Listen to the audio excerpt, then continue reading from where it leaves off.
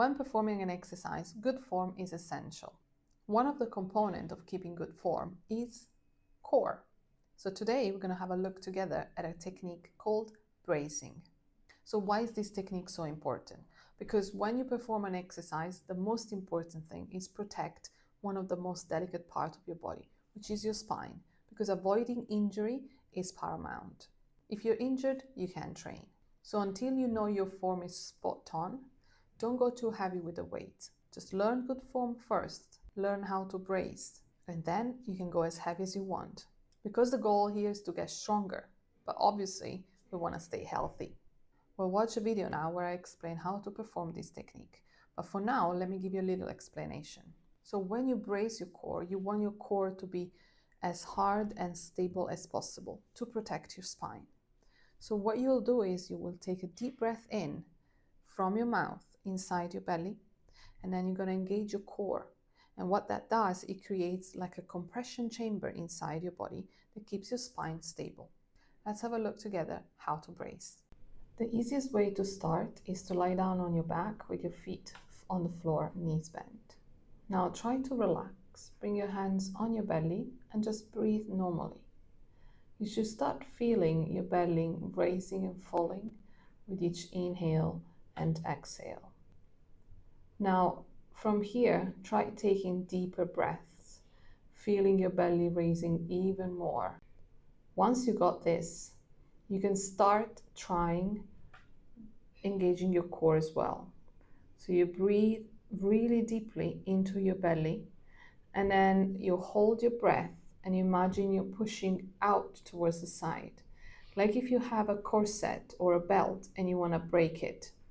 So your core needs to be solid, nice and strong, ready to take a punch.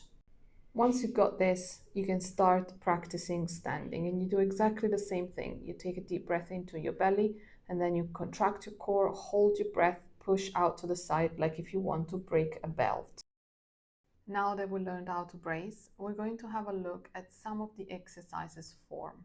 These exercises are in your program, and they're mostly for beginners. I do believe if you chose an experienced program, you already have experience with lifting and you're confident in what you're doing. But if you have a look at the program and you think it's too much for you, please feel free to choose another program. So in the RDL, we put our feet hip width apart, and then we hinge from the hips, pushing the hips backwards, lowering the dumbbells roughly just under the knees. There are different ways you can hold your dumbbells: on the side, on the front, or you can also go with a combination of the two. So start on the side, move it on the front as you go down, or you keep it on the side of your legs, or again, you put it on the front and keep it that way for the whole set. Now here is what you want to try and avoid. Squatting down instead of hinging. Pushing your bum out and looking up with your gaze and extending your spine too much. Doing it with your legs completely straight, or even going all the way down to the floor, loading your back too much. Now for goblet squat, you want to bring the palm of your hands facing up while holding your dumbbell. And you want to keep the dumbbell close to your chest. You find your stance, you brace, breathe in, brace your core, and then lower down as far down as you can go. Try and keep your spine into a neutral position. Avoid holding the dumbbell too far from your body, or again, sticking your bum out and looking up as you lower your hips.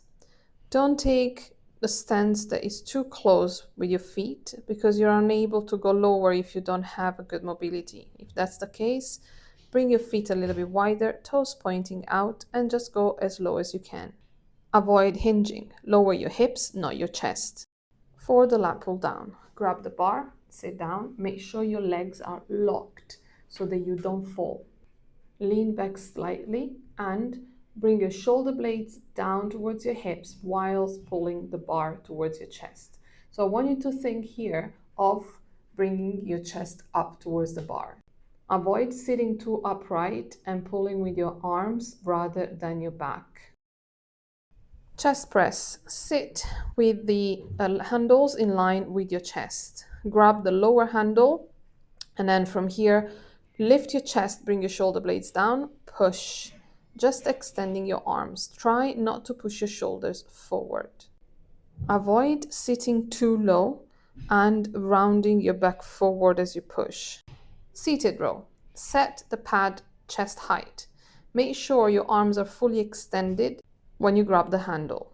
And then from here, lift your chest, straighten your back, pull with your back muscles, not with your arms. So shoulder blades towards the hips. Now avoid here sitting too low where the pad is under your chin, or sitting too high where the pad is on your belly. Side plank, fingertips facing the top, your whole body's in a straight line. You can do with knee down or feet up. You just need to push your hips up towards the ceiling. Now, the bracing works mostly for dumbbells or barbells exercises. For the machines, you can just breathe normally. Usually, you breathe in before you start the movement, and then you breathe out the moment you're making the maximum effort. All right, ladies, this is it. I hope it was helpful. Now, go to the gym, train as hard as you can, and let's get stronger together.